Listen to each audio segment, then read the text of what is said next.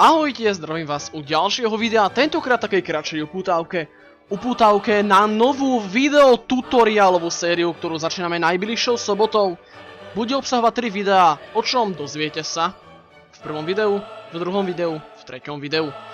V každom prípade prezradím vám to teraz. Viacero z vás mi písalo, 5, 6 cca, by som vám pomohol poradiť, respektíve vybrať nejaký správny počítač, či už teda stolný, teda všetko boli iba stolné počítače. A o to, aké teda parametre, akú značku, nejaké výhody, nevýhody a tak ďalej.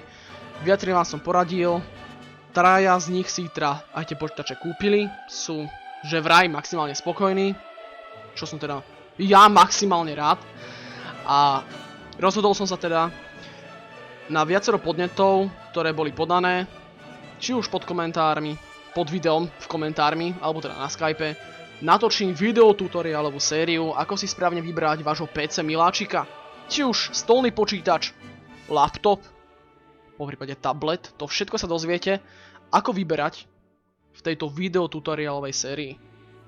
Budeme teda 3 časti, začneme v najbližšiu sobotu, takže ak sa budete veľmi nudiť, po prípade máte záujem si pozrieť toto video, po prípade ešte chcete kúpiť počítač, rozhodne odporúčam, kliknite na odkaz, ktorý má vysvietiť, keď už bude pravda, že prvé video vydané, práve teraz na obrazovke.